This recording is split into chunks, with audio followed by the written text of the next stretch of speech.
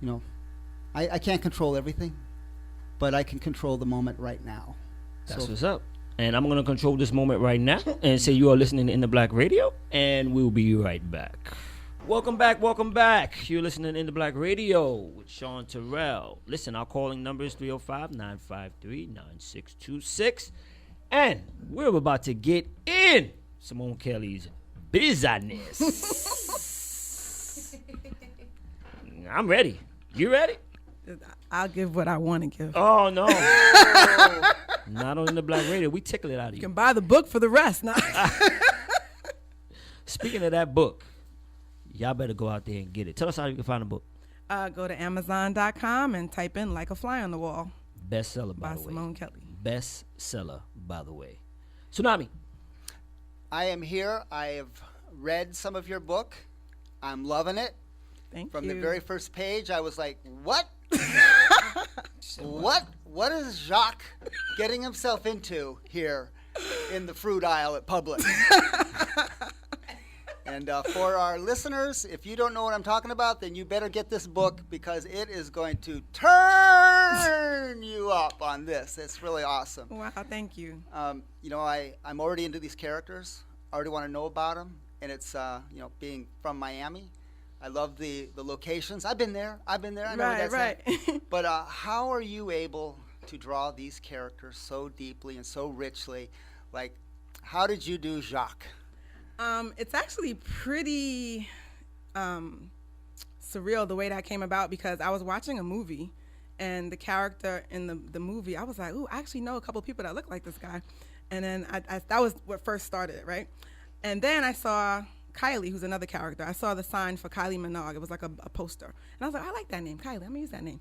So here's the spooky part. Remember the movie Unfaithful? Anybody saw that movie? Yeah. Remember the guy in Unfaithful? Yeah. He inspired Jacques. All right, that's actually Halle Berry's husband now. But but here's the kicker. Here's the kicker. I ended up researching him because he's French, but he's actually, in real life, I think he's Spanish and Moroccan or something like that. So I said, oh, that would be cool to have a Moroccan, you know, somebody that has like an interesting, exotic background. Yeah. I researched him. In real life, he was dating Kylie Minogue at the time. Oh. Talk about wow. freak outs. Okay? And for what are the odds? Yeah. Simone, before we get too deep into this, tell our listeners, what is this story about? What is the story? Sure. The book is called Like a Fly on the Wall, and it is a sexy suspense thriller. Some people, they see a sex scene and automatically think it's about grand romance, but it's not. I might have sprinkled that in there for you, you know, full of fun. But it's actually based on the character Jacques Barati, who is an intuitive counselor, and he actually makes a living by helping people uncover their truths. And what happens in the book is he ends up meeting Kylie, who becomes a client of his, who comes to him because she needs some guidance on certain things. A lot of family secrets she's been dealing with. She's a 27-year-old struggling with romance, and you know, she just got laid off her job, so she's going through a lot of things. So she goes to him for guidance. Throughout the book, without spoiling too much, they become close friends, and she ends up helping him a lot. So it's like a nice little journey. We get to see both of their lives, like the parallels of what's going on in both of their lives, and there's a lot of juicy scenes. There's a lot of fun. There's a lot of suspense. There's a lot of intuition, kind of paranormal things that happen sprinkled throughout the book. So it's really a lot of fun. One of the things that I really enjoyed so far in the characters and the way that they are interacting is that, I'm interested in all of these kinds of things that you're talking about. And but there seems to be a really good bit of information that anybody could use in this. Like there is like almost counseling, and there's different things. How much of this is based on your own life, Simone? It's actually pretty interesting because when I first came up with the idea, I was very fascinated with intuition and people that were psychics and you know that dealt with that life. And I literally came up with the idea like in 2004, and then I was like, oh, let me work on it, and then I just put it down. Life happened, you know. My mom passed away. I got married, moved to Florida. You know, a whole bunch of stuff happened, so I just put it down, picked it back up, and then finished it finally recently. But the cool thing about it is that during that time, I interviewed a few intuitive counselors. It was hard to find a guy. Yeah. I only had one guy friend that was intuitive. Everybody else was women. But I questioned them on things that they've seen. How was it growing up? And I think a big key part to the book, too, is I talk a little bit about how as children, we see things. Some people feel things. Little kids will know if a person's a good person or not right off the bat.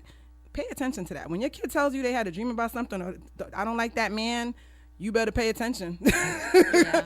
So I thought I sprinkled a lot of that in the book. And then fast forward to 2007, that's when I ended up getting training on intuition. And now I actually teach workshops on how to develop your intuition, how to use it in your day-to-day. It's not to open up a palm reading shop, but it's to learn how to help yourself and pay attention to your gut. Some people call it discernment, having that level of discernment. Sure. So I was able to tap into a lot of things that I deal with in my day-to-day coaching, and weave in a couple of those, stories as well. So It's a mixture. It's not a story about me. It's a work of fiction. Yeah. You know what, Simone? I think that our listeners need to know, number one, you were with us at the livest event of life. Yeah, that was last awesome. week, Friday. Awesome. Right? Life. I was Of very impressed. life. Very impressed. Yes, and we can't wait to do it again. If we're gonna do it again, I don't know all the details yet, but what I did want to touch on, I think it's important for people to know who don't know you yet, is that you are this powerful creature. You are this business coach, as Jennifer said, and you didn't let what you currently do of Own Your Power Communications and all of that stuff keep you in a box and keep you in one lane. You went and wrote a sexy suspense thriller, for God's sake. And so how many times do we hear people doing that? Even as entrepreneurs, a lot of entrepreneurs think that they have to open up this business and kind of like stay in that lane. Right. You went all the Right. way left. Well, in the beginning, I kind of struggled with it because I had people saying, "Oh, maybe you should have a fake name. You might because you're writing these hot scenes. You don't want people to know it's you and this, that, and the other." But I look at it as look at Tyler Perry for it. Let's use him as an example. I love how he'll have some scandalous theme or some juicy story that pulls you in. But when you pay attention to the storyline, there's a meaning. There's a deep, deep message behind it. So, sorry, I kind of, yank y'all in with the sex scenes, but there's some deep stuff in my book. Don't be scared. So, yeah, there's definitely some hidden messages, a lot of things that I would like to get out to the world. And also from talking to other people and interviewing them, getting their views on different things. I make it a nice little stew of lessons. I talk about family secrets. I talk about forgiveness. I talk about trust in your own intuition. So yeah, it's a mixture of all of those different things in one book, and it's the beginning of a series, might I add. So One of the things that I liked about Jacques being an intuitive, which isn't something typical to, I think, most men, right? That intuition is one of those feminine qualities. Right, they think it's only for women, right? And this it really ties in with owning your power. Right. And giving all people permission. Giving the men some power? Yeah, that's Yeah. it. That's it, man. He wanted to say it, I know. I was reading his mind. And I'm wondering that right now because, we, as writers, we tend to draw on what we know. But I do have a question for you, and this might be, something some of our listeners might be interested in. How did you go about getting your book published? Oh, I got it. Hands down, I'm raving about CreateSpace. CreateSpace.com. I published my very first book was a business book in 2005. Back then, we didn't have all this fancy stuff. Print on demand wasn't that popular. You had to buy a bunch of books, spend like a couple of G's, and have a bunch of books lined up in your house, right? Now you don't have to have any storage. They ship it out for you. You buy stuff. You get it. You don't have to put any money down. That alone was like, whoa, are you kidding me? So I love CreateSpace. The other thing is have to put any money nothing. down? Well, let me back up. I also have a company which is a service under Own Your Power called Give and Take Network. That's my barter exchange. So that's one of the things I tell people. I probably spent like $300 to produce my book because I paid. The cover design was done in barter. The layout was done in barter, meaning I paid in barter dollars. Okay. And my photo shoot, barter. I had my makeup done and styling. What's the name of barter. this? Give and Take Power of Network. bartering. Give and Take Network.org. Writing. Yeah.